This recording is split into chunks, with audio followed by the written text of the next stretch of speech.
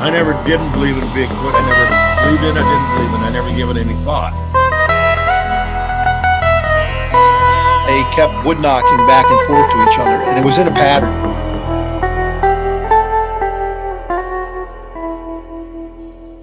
Barn owls don't typically throw rocks. I come across these tracks. Sasquatch is still not on my mind.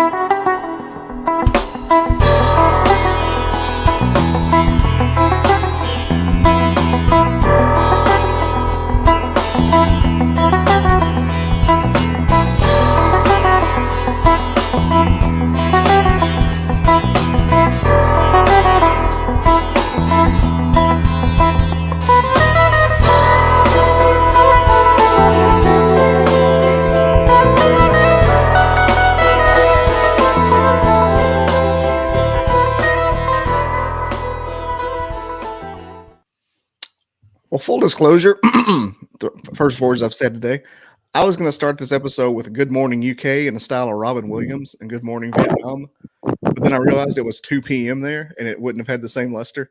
So good afternoon, UK. It's time for tea. I don't know what that means, but I've heard people say it. And we have Daniel Lee Barnett, a legend in his own right, over there with the Bigfoot research community, just off a morning expedition. Daniel, how'd your morning hunt go? Yeah, it was good. Yeah, so we went to a forest adjacent to where we found kind of all the eDNA stuff and that, and we kind of spent probably about 3 hours out there just kind of traipsing up and down ridges. We came across kind of where possibly a fox hair or kind of just a clump of hair.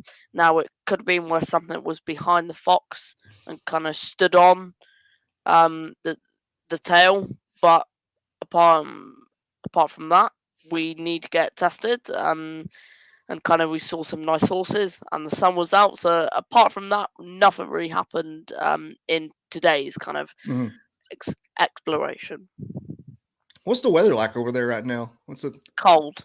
Cold. Just cold. We say yesterday, and we can't really say that due to kind of you guys over there, but we don't get snow, we don't go anything. It's just cold and rainy. Say yesterday we got to -5 during the night, and people moaned when it woke up frosty. Today we are at about 10 degrees. Today, so a lot warmer than yesterday, which made it easier to kind of go out. Well, the what you saw yesterday on the live chat was or on the video chat was an anomaly. It rarely snows where I'm at either. That's why we haven't left the house in a week, because there's no infrastructure. But I was reading, like, you sent me those articles this morning. What's the story behind the DNA you found on that one article? Do you have 4 days for me to tell that? I've got exactly 90 minutes, you told me.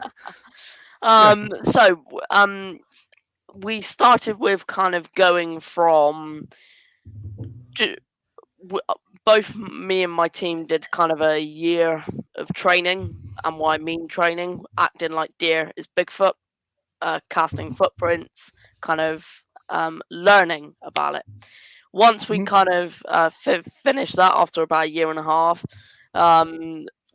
both me and kind of my partner in crime, I call her, we kind of decide to go and actually have a look for a local cryptid around here, the big cat. So we kind of wander into this forest that's probably 15 minutes down the road from me, and we get in this forest and we start in sounds and go, oh, that deer, and we then get to kind of this open space, and we got up to kind of a ridge bit, and I was having a look at kind of some weird kind of impressions in the ground, and then my partner turns around me and goes, Daniel, what the hell is this? And I wish she hadn't have done that, because now I'm in a massive rabbit hole of researching. And so we basically, in front of us was an 18-inch print. And really? You don't find that. Where was this actually located? It was No area? here in the Quantock Hills in Somerset. Cool. Yeah, you don't think of that area. I'm very ignorant. I've never been out of my home state. Just kidding. But you don't think of that area for Bigfoot activity. But I've actually had 2 Bigfoot UK people on before, which every time I just think, man, it's got to be an anomaly. But maybe that's just proof that they're everywhere. Well, it was when we came across it, and I went, right, okay, let's follow what we've learned. Let's follow what I've learned from Dr. Meldrum. Learn from what we've done. I took some eDNA, and we took a cast of it.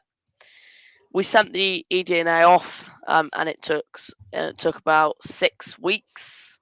Hi, Brian. And we then just after 6 weeks, Dad had a phone call saying the results came back old world monkey and grey ape DNA, and I just stand there and go, okay, now that has got to be something. That's hard. That's a hard mistake to kind of make. Now the company did say it still could be, but it's more likely that it is. So we go, okay. And from then, mate, I've spent 22 weeks now out researching this same area, and the forest is only a mile long. We haven't taken guests. We haven't we haven't taken kind of guesses of what it could be. It's all right in front of us. So, and we are finding something every time we go there. It's like today we went there just to test the drone for 5 minutes in the field, and we came across a weird kind of structure. I don't put all my hopes into kind of structures. But there was a tree above where the structure was, and it was quite small. There was a branch sticking out the ground with 3 sticks kind of leaning on it, and from each way you looked at it, it was an axe. And I go, so it can't fall like that because it will fall onto the tree on top, and it takes these to do that. So unless it's a human, which it may well be, I don't know what it is. Yeah, forest that size could have some foot traffic. Is it a public area people can get to, or just like something like private-ish? Well, you have that mile-long forest just down the road, a massive dog walking area, called Windown Forest. Okay, and that's where a lot of stuff has been done, and that's a managed area, and loads of dog walkers go there. Loads. Now that was one of the places we went today. We went to have a nice walk around. Now that forest is 8 miles long, probably longer. So a lot. Now we've been around that whole forest and there's nothing. It's just the mile area that's gotten them. Yeah. Is the terrain different in each one, or one's more hilly and the other one's flat? Well, or is there water near one and not the other? Well, Windown is flat in some areas, not flat in some areas. So it's kind of a bit of both. The other forest is kind of, it is very, very ridgy, and it's very kind of, you've got to walk. Kind of your legs will start hurting as soon as you get in there, and kind of it backs on to fields, just fields and fields and fields, which means something could now. It's like whilst both me and Jill were walking through there today, I said to her, look at the land in front of us. It's huge. Something could potentially roam, and which is why when people say from America there can't be anything there, I then go, yeah, why would anyone say that? I mean, they got sightings in New Jersey and Long Island. That's just as populated and dense. Yeah. I don't like the people to say it can't happen someplace. What do you know?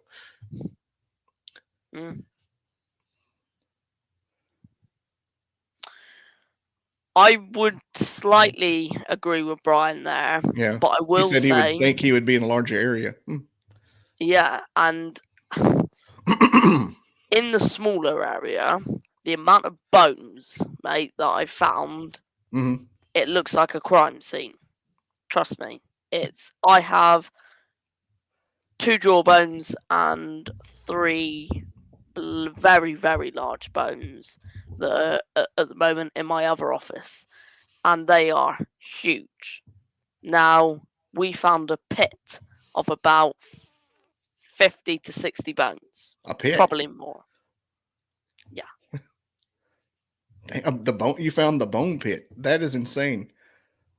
That's either like a Jack the Ripper part 2 or something else. That's insane. So I don't know where you stand on the camps or anything, but I kind of been formulating my own little murder board off to the side, you know.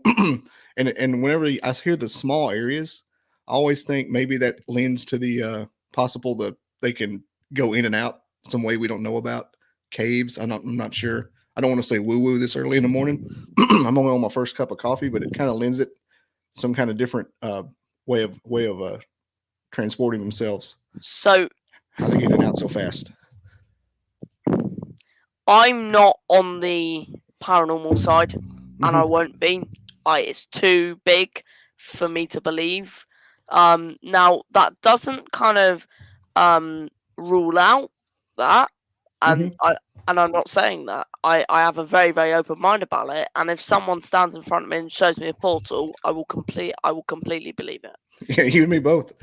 But until that happens, I ain't gonna believe it. Now, when you brought up caves, very recently, 3 weeks ago, I would have thought, I discovered there is an underground cave system. Now, in this same area, we came across an old building before Christmas. It was, and it looks like a bridge, but it's not. Now, obviously, there's trees planted on it. Now, I got in contact with the Quantock Hills Rangers, and I got in contact with the person who manages this forest, and they said it covers a quarry. So, if it covers a quarry, it can open up caves. Now, we haven't found a cave entrance, but there are caves around. Yeah, just because you can't find the entrance don't mean they're not under there. That's 50% of America is the cave systems. And that's like I told you before the show, I'm a podcaster first, Bigfoot person second, so I'm okay with any subject matter as long as it's fun to talk about. I'll answer that question that just came up. Tiffany, about Dogman. Yeah, so it's a long stretch for me to say yes, I believe it. I'm not saying it's not possible, but I know there has been a few sightings being reported, and kind of something around that's been going around the UK. Now, I can say I did capture a photo that could possibly be kind of just could be a shadow from the sun because it was setting. But we found a very, very large tree structure, and I again, as I said, I don't put all my hopes into that. Yeah. But this one is that something did make it. It was 15 feet off the ground, and where a tree had fallen, but then several sticks were piled up to create an X in the air, and I go, that ain't gonna happen just normally. And we were taking photos, and my cousin was down there, and he's 11 now, and I was up the ridge getting some equipment, and we kind of packed up, and I was doing a podcast that night, and someone commented on Facebook saying, "Is that Dogman? Or is that Bigfoot?" And I go, "What? It's a tree structure." Like, what are you talking about? When I log in and see the photo, I zoom in the back, and there is a black silhouette with Really? 2 ears. Now I go, that's either a big cat or just a shadow or something else. Now, in my opinion, it's just a shadow, but I can't rule it out because we can't place it. Now, Mhm. that could answer the Dogman question. I don't know. But at the moment, there's been no sign. I will go by what I see, and I'll go by the evidence that I find. So I would kind of go, I don't know on that one. Yeah, that Dogman thing is it's like the new cool kid on the block kind of fascination. It's like they're too cool for the Bigfoot school. Dogman. In America, we call those tactical bros. Like they wear the tight shirts with the flags on them, and that's the Dogman's like the tactical bro cryptid. Like you can't be seen with the fat old men with the beard in the woods. They have to be the Dogman, bro. We got thermal imaging, bro. We got base camp, bro. Yeah. It's funny because when, like I told you, I didn't know what I was getting into, and I dove into it, and I would post like my Bigfoot things on the Dogman group. I thought they were interchangeable. I thought one begats the other, and they're like, "Hey, strictly Dogman." Oh shit! I don't go near him anymore. I see him like, oh, it's like when you walk down the area and you see a snake, and you got to walk around the snake. When I see my Dogman groups and I'm sharing a video, I'm like, no, report me. I think they got me banned for a week. Yeah, Tiffany says appreciates the fact you don't assume anything. Thanks. She doesn't like me because I'll just dive head first. Oh, look, a ghost. Let's talk about that. It's going to get worse when they legalize marijuana here. We're just going to talk about everything. The show's going to go off the rails. So you're 14 now. How long have you been doing this? And that's pretty intense. Haven't been long. Probably because my birthday's in May, so probably about a year. I would say I was 13 when we started kind of proper expeditions with kind of looking for deer. But apart from that, probably the year that I've been 14, I've managed to kind of do all this, which is insane. Yeah, because you went from 0 to Jeff Meldrum pretty quick, if that's the case. I mean, that's pretty neat because you're starting off early and getting a foundation. Well, the research. What I will say, something that has completely shocked me. I saw that you saw that I've now been invited to the Florida Bigfoot conference to speak. Yeah, with Marie. Mad. That is just mad. Are you going to go? Oh yeah, yeah. Yeah. We're kind of organising now, just stuff ready to kind of be there. And when they first gave me the phone call, I'm like, do I act calm? Do I act professional? Or do I go nuts? And I say Florida isn't, let's just say, new to my family. I'm 14 and I've been 15, 16 times. To Florida? God almighty, really? Orlando. Oh, that doesn't count. That's not. That's an invalid Florida experience. No, you'll have a good time. It's where's the Bigfoot conference at down there? I've saw the flyer Ocala. 1,000 times. Oh, it's way down there. Okay, it's just the next state away from me, but it's also 1,000 miles at the same time. Somehow I follow, like, I know that a lot of Europeans don't understand the distance in America. Sometimes I don't even understand it because you think, oh, it's just the next state. I remember when I was little, I was like, that's just the next state away. And I'm thinking that's 1,500 miles. It's so far. That Ocala area is pretty. What's it?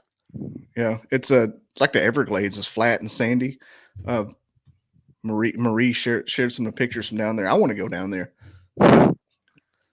Like I'm working toward being you. That's like I'm 40, you're 14. I want to be Daniel Lee when I grow up.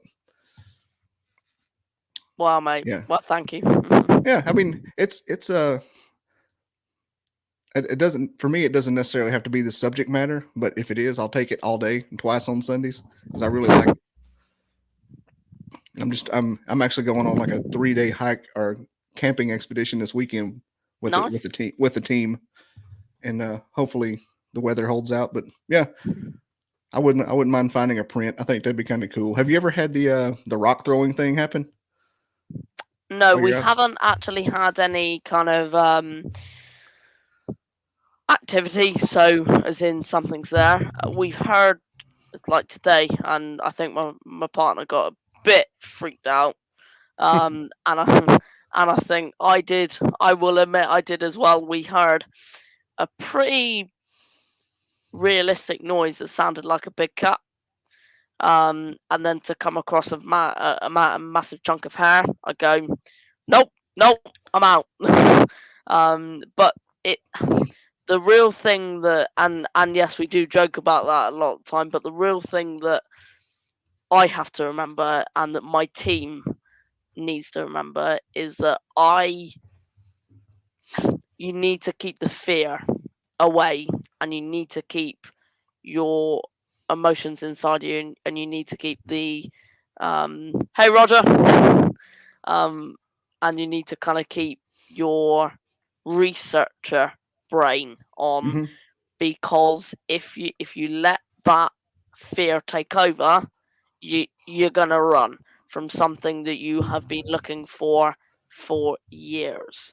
And it's like, which is why I've decided, and when let's say a Bigfoot steps out in front of me, I'm gonna be just stood there. I will just stand there because you practice it. No, practice it. I practice it before I go to sleep. Not even kidding. Like I'll envision it. Like I try to manifest things anyway, and sometimes I'll do like a drill. Like, okay, he walks. I can picture like the gorilla, like the alien from Signs walking out, but it's a gorilla. And I'll be like, okay, there it is. That can't kill you. So yeah, I know exactly what you're saying. The researcher brain. That's, man, you're thinking 3D chess over here. Researcher brain. That's cool. Yeah, how if you see something like that, you're out in the woods for 10 years of your life and you see it, do you take off? Yeah. Yeah, which is why I've said to every member of my team, say we have satellite teams now here in the UK, that both me and a guy named Chris Alsford he's another Bigfoot researcher here in the UK, and we kind of have set up a 4 satellite teams around the whole UK, and something we're planning is to put a few satellite teams into the US soon, which is good. I think it would take something like that, like a hive mind working together to maybe get some real evidence on the ground. What I would like to see is somebody try to actually put some effort into, and they probably have, and I'm way behind, like I can constantly say, like the intention-based kind of thing, like actually having like a session where they meditate prior to researching and maybe try to gain trust. And eventually, through the course of years, maybe trust them enough to maybe get a body of one that died of natural causes. That is the thing. We have never found bones of this creature. Now I go, okay, let's work on it. Now, I spoke to Dr. Jeffrey Meldrum probably about 2-3 weeks ago now, and I showed him the DNA. He said to me that he has no idea what that could be. The biggest man in Bigfoot, scientist-wise, has never said that towards me, and went, I've no idea. So he said to me, if this thing is there in the UK, you have more of a chance of finding it than we do over in the US. I went, to be honest, that does make sense. It would. And we then, it's just, that's why we have to keep going. and that's why we're building the Bigfoot army at the moment. We are in mid kind of building that kind of group that can go out to all the different forests and kind of just find what we find, and hopefully one day, if it is here, we shall kind of. The UK is like Kong Skull Island for Bigfoot. Like, it can't get off. Like, it's right there. You might have something. You never know. Maybe it takes the channel. Goes over to France. Yeah, I had a biologist co-host for a while, and he was really, you'd sit here and just watch him go about how to negotiate and talk to them and bring them gifts and start playing games. He goes, it might take 20 years, but develop trust, and eventually one, trust you enough to give you a body and reveal yourself. But when he started going down that rabbit hole. Well, it's the bones. It's the bones. Yeah. We need to something. If I had a bone in front of me, we would prove it right away. And I would go. That's why I'm trying to come up with kind of theories. And I was sat watching Expedition Bigfoot. Now, TV programs, I don't put all my hope into them. Yeah. And kind of, if Bigfoot That's makes an understatement. If Bigfoot makes all these tree structures, then I go, why?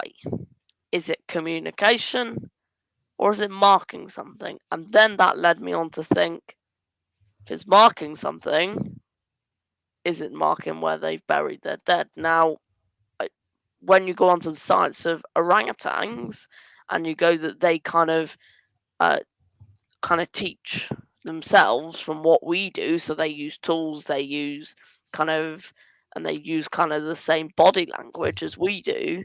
So I go, is that then out of the realm for then Bigfoot to do that? Now, that's what I'm going as logical as I possibly can with this. Now, with Bigfoot, you can't go logical at all. But if something exists today that copies what we do, which that's what orangutans do, who's to say that then Bigfoot can't do the same? So my thing is, have these creatures seen us burying our dead, and they do the same?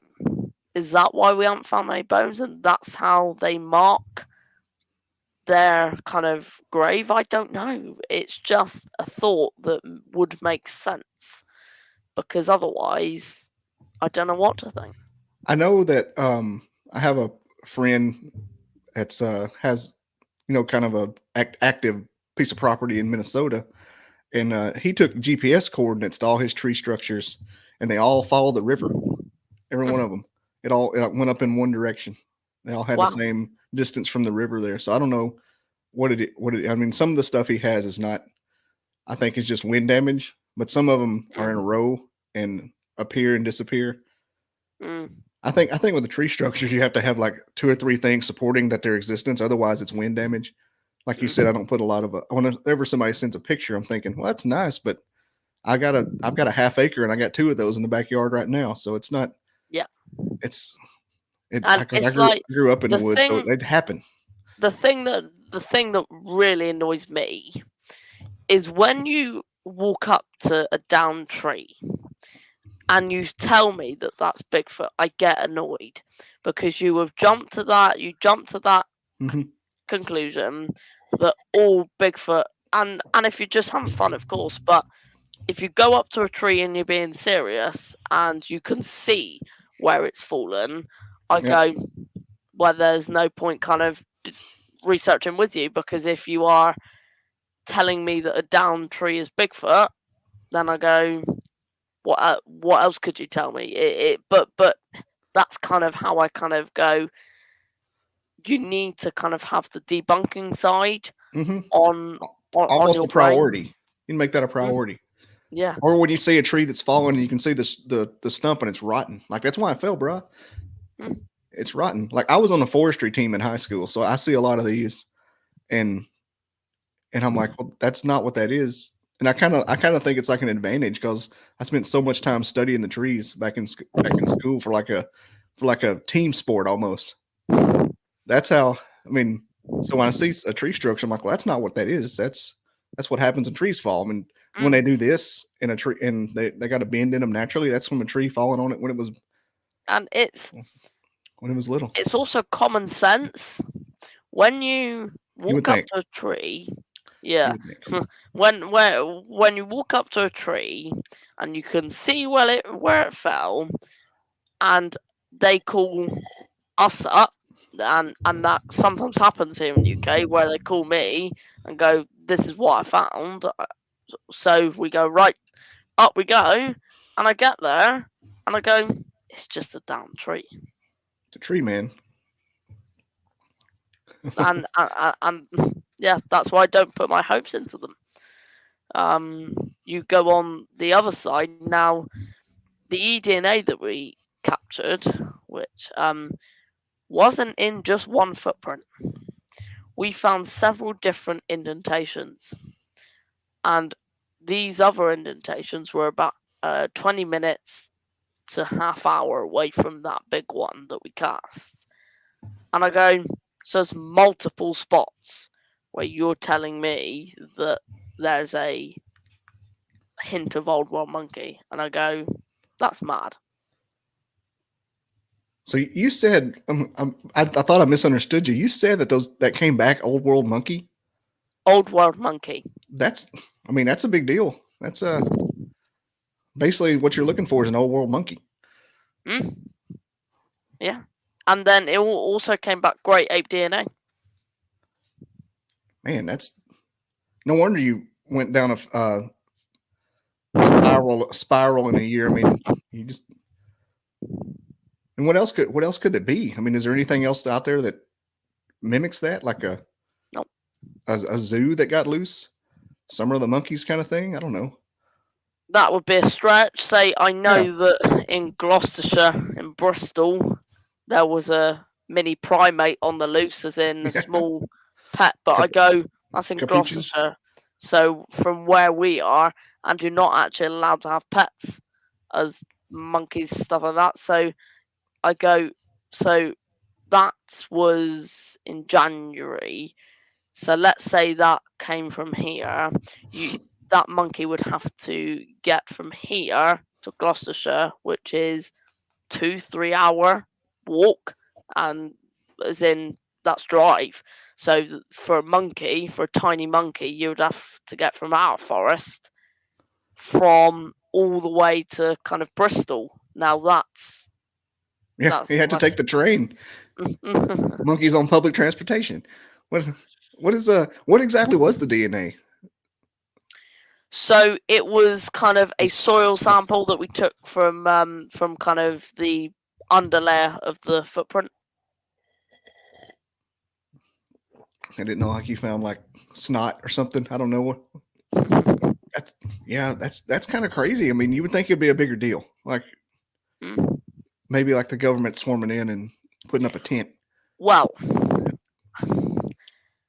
that's where we kind of go. I'm not sure the UK government cares about what Bigfoot is, because a lot of people don't believe that Bigfoot is here. And to be honest, I haven't said that Bigfoot's doing all this yet, and that's really hard not to. But I haven't said that yet. Now, I'm not sure the UK government gives a crap about what Bigfoot is. US does, because there's a lot of evidence behind that.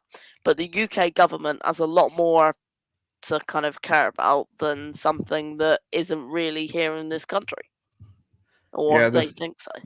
The existing problems are a little bit outweighing a possible hidden monkey. In some ways, like, for the love of God. Yeah, the U.S. government has like the somebody shoots one, they swarm in and take it from you kind of thing. Mm-hmm. Not that I know, not that that's happened in any kind of record, but I kind of, from people I've talked to, it definitely has happened a couple of times. I'd say the link that I sent you, first of all, the SGS link, and that's the company that did our eDNA. We got that published all over the UK national news. If they wanted to take it, it would have been way gone by now. Which I then go, you know what? I'm not sure they care, because it's been on national news and it with the word Bigfoot next to it. If you search up my name with the word Bigfoot next to it, it all comes up, and I go, does that make sense? There you go. Yeah. And I go, you've got kind of all the kind of links in there. Daily Star is a big one here. Wales Online's a big one here. And you've got all of them. And kind of, it's just really odd. And say that that eDNA I've got down here, and say it's just odd. It's just really weird. I don't think the garden variety blue-pilled person, no matter what side of the pond they're on, can just take their foot off the indoctrination gas long enough to let some of this stuff in. I think that's half the problem. It's a little bit, and it's a little bit of fear, if not mostly fear, because if they let that in, what else is possible? And I don't have that fear. I'm okay with it. Like, give me full disclosure on every single thing. All of it. I don't care. I don't care if the government's being run by actual iguanas. Like, let it happen. Let me know. I mean, we can work our way around it. We've adapted to everything else.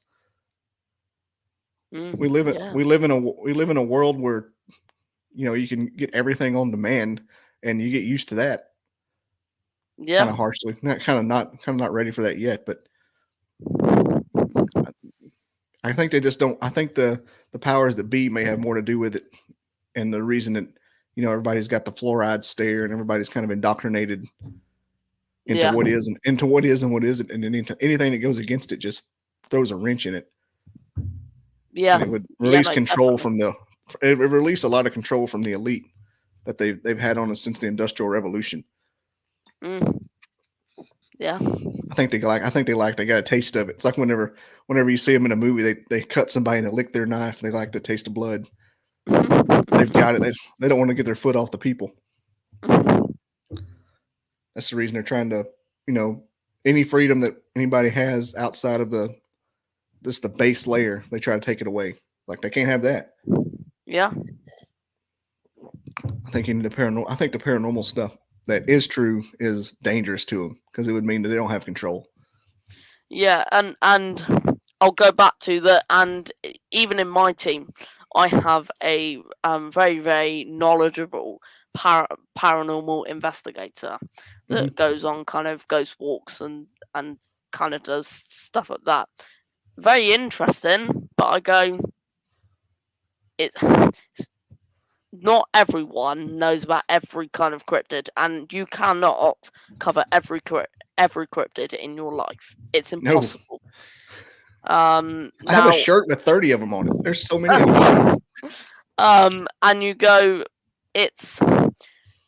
you've got to kind of take it slow. Now, I'm here in the UK, and in our team and in the Southwest, I'm known for the Bigfoot world.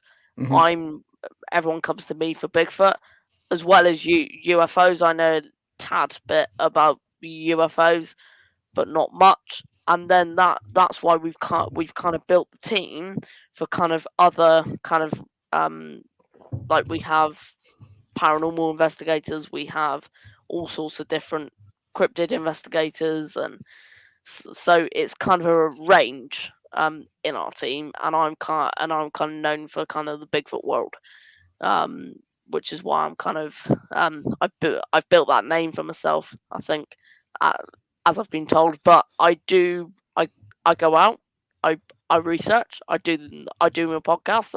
That's kind of it. But I think as we're getting bigger, both me, my team, both the co-founders of the UK Bigfoot research team, we're all building as one. And I think as we get bigger, more stuff is going to start to come in. I think it will. I think once you get a bigger footprint, everybody thinking like that hive mind, that's when everybody starts reporting. Is your podcast the Mythical Legends one you sent me with the dragon? Yeah. That's what I thought. I was already following it. I didn't know it. And sent it to me. I'm like, wait a minute, I'm already looking at that. I probably from when you were on Roger's show. Yeah. So Roger's a good guy. We had a good chat. He got embarrassed that he was having advice from a 14-year-old. It was funny. I get lectured by an 11-year-old daily. I don't care. And nothing on me. I live with him. I live with you people. It's funny you're like 3 years older than my daughter. I need to get her out there. Well, she likes doing all the paranormal stuff with me. Well, something else that I will mention, that we kind of have started. We are start this year, 20th of July, and I will release that date now. Due to tomorrow is our kind of big announcement. We in the heard past, it here first, folks. We I won't let the whole thing go, but we've done kind of events and conferences for kind of Bigfoot World for kids. And we did loads kind of last year, and I will say now, Chris Alsford, my co-founder of the UK BRT, is now watching. Say both me and Chris are running what the big announcement that's going to be tomorrow evening with Dr. Jeffrey Meldrum. But say we are, one of our main kind of objectives is to get kids out into the field. Mm-hmm. And I go, that's what we want to do. We want to kind of build that community that goes out into the field, that goes and researches Bigfoot. The reason why we haven't found much is because we don't have the people to do it. That's what we're trying to get. We're trying to get the people that get interested and that want to go out. And most of the people that are doing it are crazy. They're the tree structure gang. Like, quit sending me pictures of limbs. Damn. Yeah.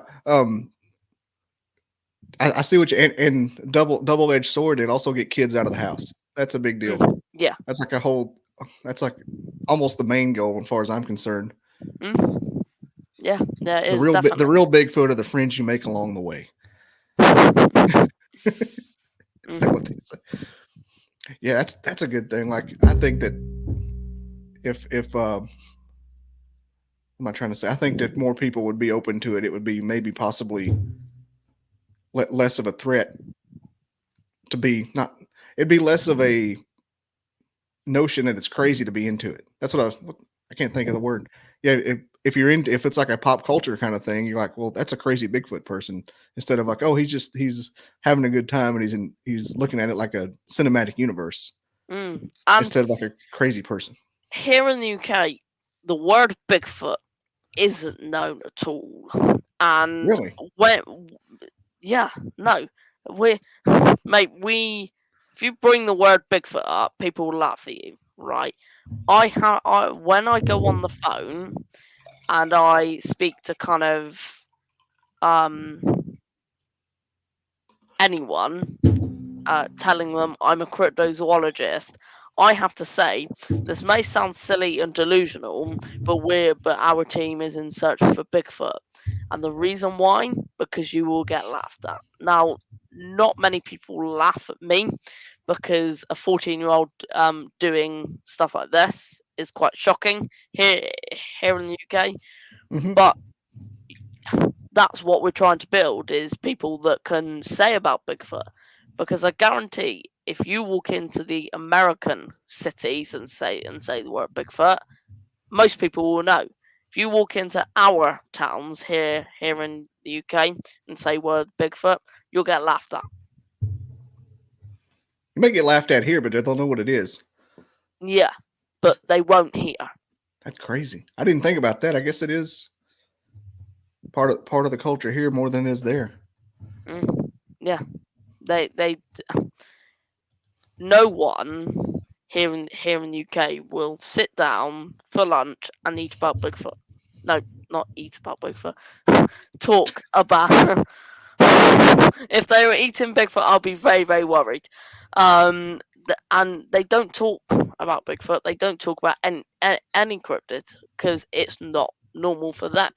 And I go, well, that's kind of the community we live in here in the UK. If you bring up the word Bigfoot, you either get laughed at or I don't know. It's kind of it's very different.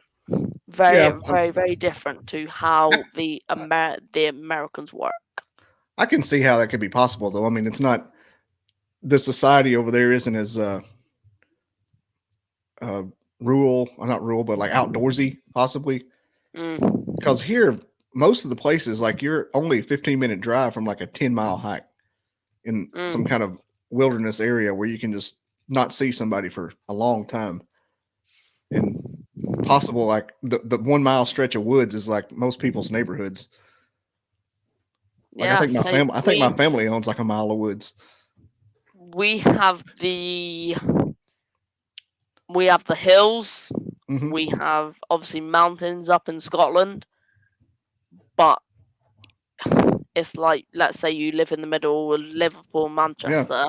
You've got to drive a good way to kind of get into the actual kind of forest. But I know Scotland has a lot of the cryptids and stuff up there, like you said, in the mountains, because before the continent split apart, the Appalachians and Scotland were together, and a lot of the same legends are here as in Scotland. Now, I don't think maybe like they followed, maybe, but I think it's like the people from Scotland moved here, and that's why they're the same legends. But it's food for thought because it's the same mountain range with the same cryptids. I think the Wendigos in Scotland, if you can talk about pretty much anyone here and they'll know about the Loch Ness Monster. I think a lot more people would know about Loch Ness Monster than Bigfoot. I would assume so. That's your local plesiosaur. You want to about Tree Fitty. Let me get about Tree Fitty. Where you at on the Loch Ness Monster? You think it's like a titan that comes from the caves underneath, or maybe it's just something somebody's thought? I don't know enough about the Loch Ness Monster to make an opinion about the Loch Ness Monster, but I can say that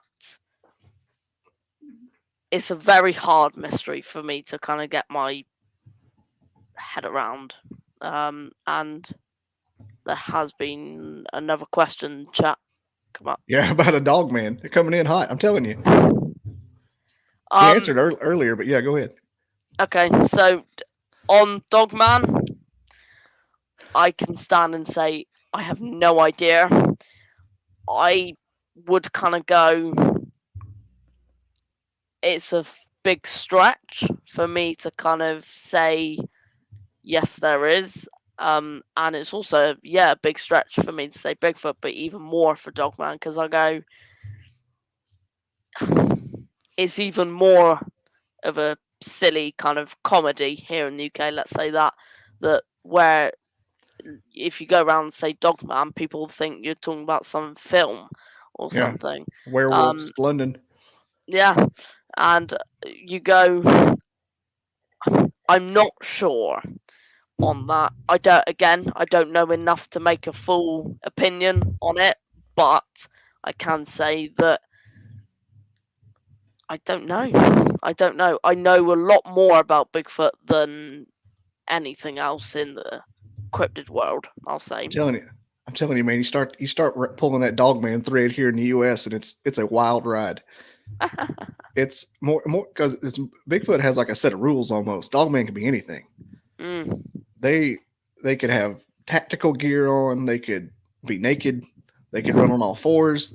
They've seen them playing poker in Skinwalker Ranch. Yeah, you got this one going on, the genetically engineered Black Project.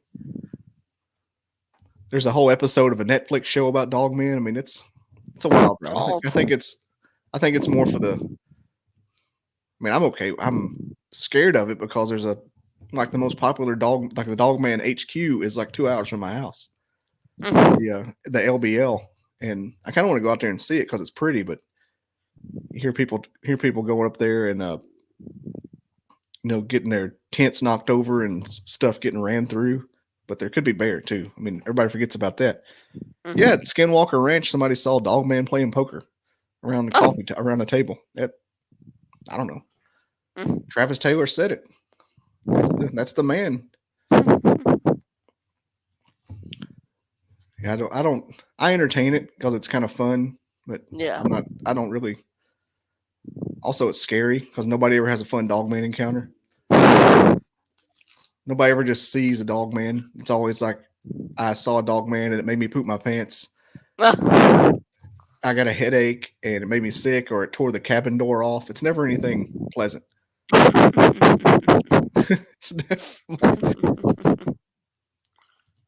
Glad to see John P. Adventure made it up. He's from over there by you. He's from Europe. Is he? Kind of like, yeah. Whereabouts? I have to look. I think Portugal. Portugal. Yeah. So that's a 2-hour plane ride. So I had to think. I wanted to say Peru, but that's not in Europe. It's also it's a P. It's a P word. Yeah. Portugal. Oh yeah, Portugal. Yeah. 9 hours from New York. Oh. I'm not saying that like everywhere in Europe's next to each other. I said he's closer to you than he is me. I'm shocked. I'm not geographically challenged. I know where Portugal is, John. I just couldn't remember it. Okay, it's not Pennsylvania. Have you ever? There's another gentleman, and surely you haven't interacted with him, but he's over in he's in England, UK, and he has these horrible infrasound episodes that he attributes to local Sasquatch, and it is insane. His name's Russ. No, it's Rob Topless. Russ is the UFO guy, and it is just insane to hear him talk about. He says, day and night they hit him with infrasound, and he has to like wrap his head in a aluminum foil, and it's a thing. I don't know what to hear him talk about it. It's like a real struggle. But infrasound I stand on very, very well, because I'll go. I think it is very, very possible, and the reason why is because we have proven that tigers and that have it and big cats have infrasound, which means it wouldn't be out of the realm for Bigfoot to have the same thing. So I would say we may have experienced something. I can't say for definite. I would, both me and my cousin, and then my research partner, we were out and we kind of crossed a tree structure, and my cousin William turned around to me and went, "Daniel, I feel really, really uncomfortable." I go, "Really? That's weird." Okay. He then goes, "Yeah, I got a bit of a headache." I'm going, "Oh, okay." So we keep going, and I went, "Oh shoot, I do too." And I and I turned around to William and went, "Yeah, I do too." And I go, "That's a bit weird." So, and we had already been there about 3-4 hours already. So we turned round and went, "Right, let's go." The sun was kind of setting, and we were going, "Right, let's go." And then that evening, William had probably the most horrendous headache he's ever had, and he doesn't get headaches often. Now, I'm one for very, very prone to headaches. I have headaches all the time, and it's normal, but not normal when it's like 3 days in a row. So my headache would go overnight. I'd wake up, Mhm. be fine. And then in the afternoon, headache would kick in. Now I'm not great at drinking. I'm not the best at kind of drinking loads, but I'm like, no, I did. And I go, that's just weird. That's just odd. And I just go and say to Jill, look, this is just weird. And I go, let's just write this down because it's not normal for both of us to have it. Now she didn't feel anything, nothing. And I go, so it's only myself and my cousin. And I go, that is just weird. That's just crazy. weird. Sound like a kind of a light zapping there. Yeah. That's what's. See, when I was around like an actual team of guys, kind of similar to how you do research. I'm kind of asking like in the back of the group. I'm like, so where are we at on the weird stuff that goes on? And everybody's like, well, everybody here is really serious, but at the same time, if something happens, it happens, and they can't deny it. And so it's something like that. That's what gets you started because you're like, yeah, I want to be. 100- and that is exactly how we run. Mm-hmm. We don't believe in the paranormal side, but we leave it open and go, it could be, it could be not. But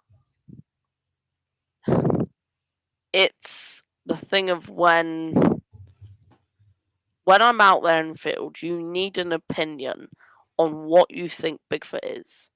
So my full opinion of what I think it's possibly an evolved primate that is a little bit smarter than we are, and that's kind of proven that by researchers that now that it's obviously not fact, but it's kind of the way we think about Bigfoot that's kind of how. But I don't think it's kind of an alien. I don't think it goes in and out of portals. I don't think that. Yes, possibly when people say cloaking, I've heard a lot of stories of possibly them using deer skin or using the environment to cover themselves. But apart from that, I can't see them getting the invisibility cloak from Harry Potter and kind of putting that on and disappearing. Invisibility cloak. What house would Bigfoot be a part of? I think he's a Hufflepuff. Dogman's clearly Slytherin. Clearly. Yeah, I really wish that we could like find their underground lair. You would think at least as much cave exploring as we do, something would be found. I don't know. Yeah, so that is kind of what we yeah. I don't know of another animal that has cloaking abilities. Neither. Other than Predator.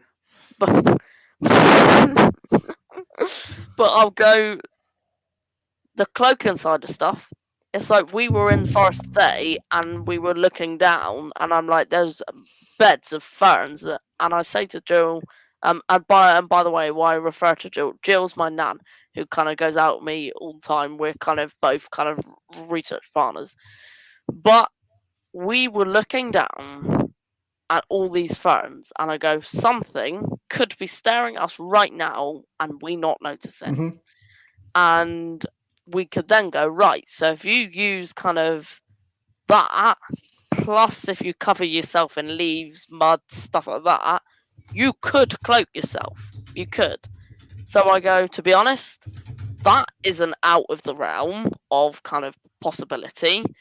The thing that is out of realm for me is for you to jump in a portal and suddenly be on the other side of the world. That goes, I go, that's mad. And I go, if someone shows me it, absolutely, I'll completely believe it. But until that happens, I ain't gonna believe it. Maybe that's why they're hiding them from us. They already got the technology. They don't want us to know. How about this? This is an American opinion. The what the hell?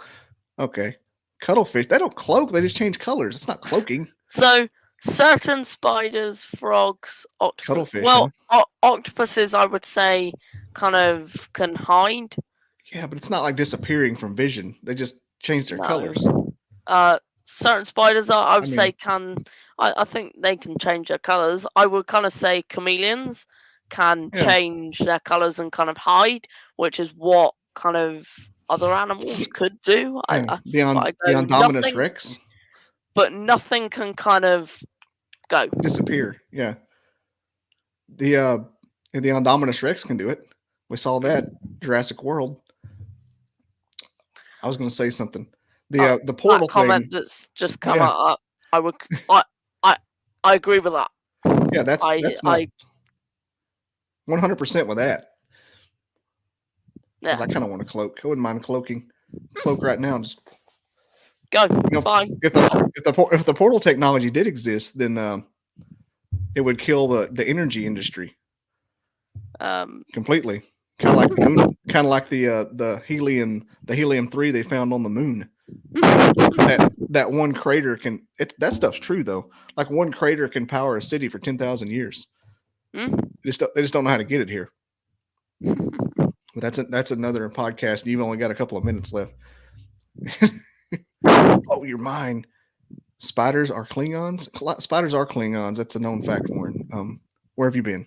We've been going at this an hour, and you're just jumping in on the first topic we covered. Go back to Oklahoma. God, heard the cloak like Predator from the movie Predator. I've heard that too. I'm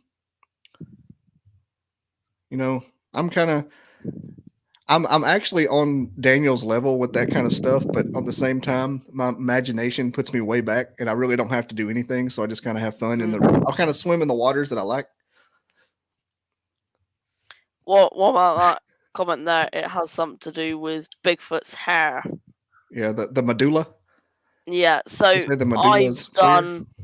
I've done a lot of kind of research into kind of that, and kind of, in fact, I had a look at one last night, and kind of we have several hair samples, say, in kind of our spare fridge, and I looked at them under the microscope, and I go, they're humans and Bigfoot don't have a medulla inside their hair. Mm-hmm.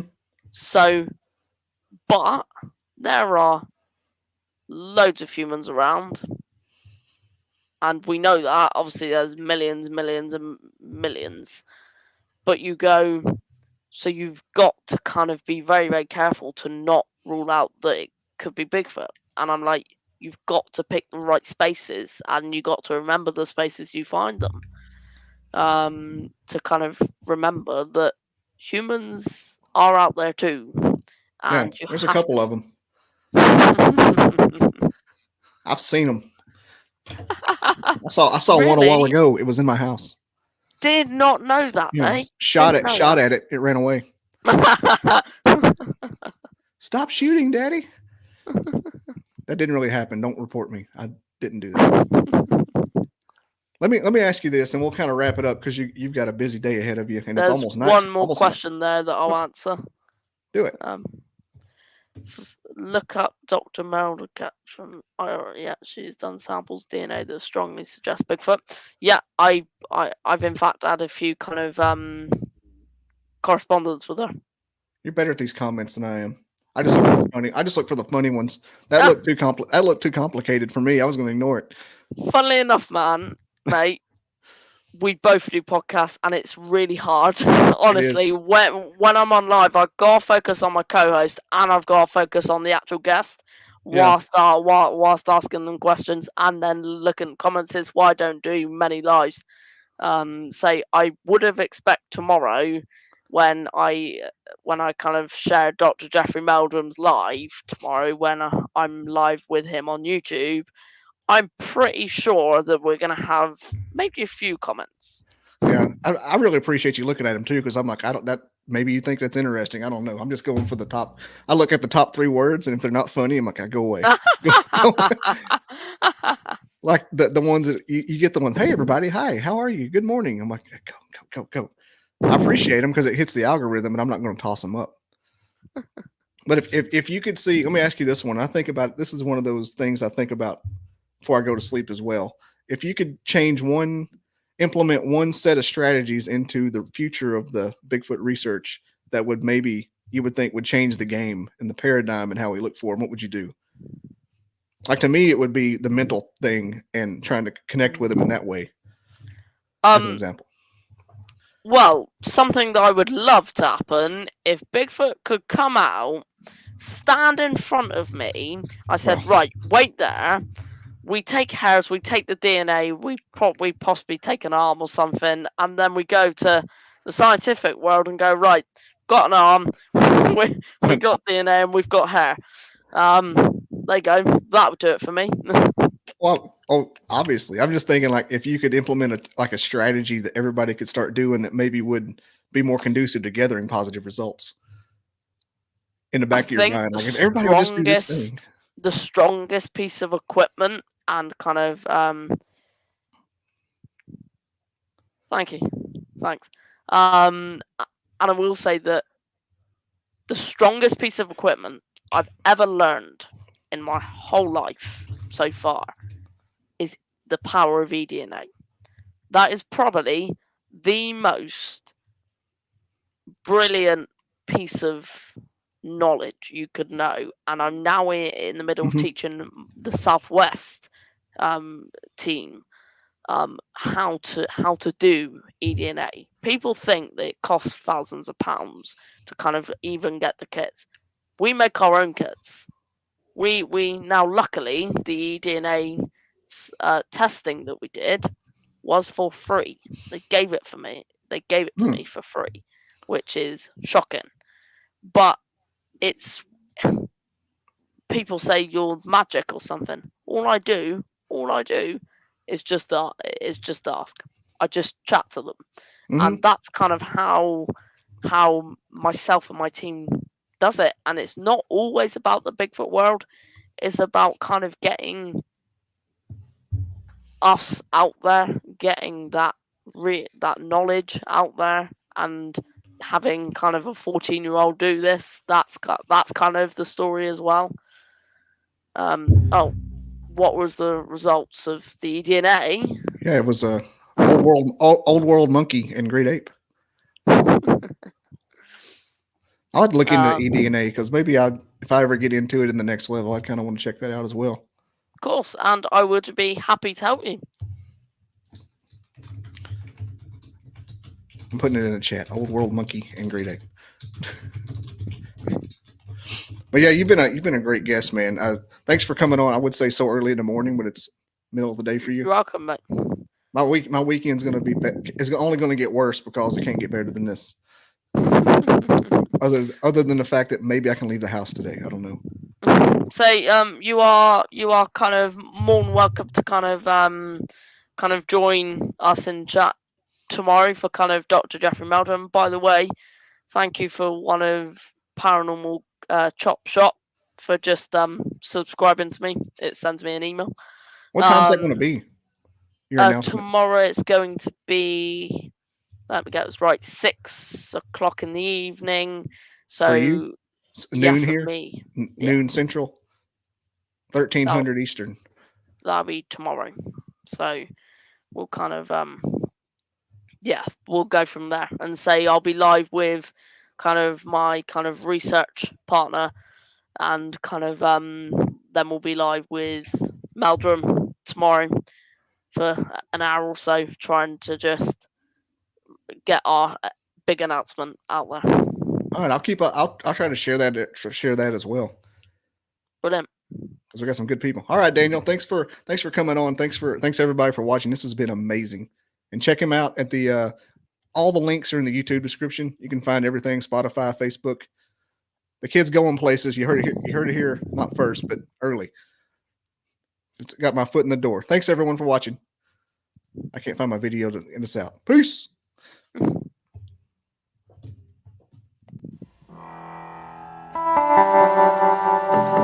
I never didn't believe in Bigfoot. I never believed in it. I didn't believe in it. I never give it any thought.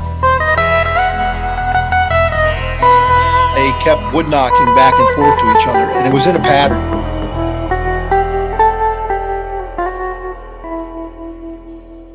Barn owls don't typically throw rocks. I come across these tracks. Sasquatch is still not on my mind.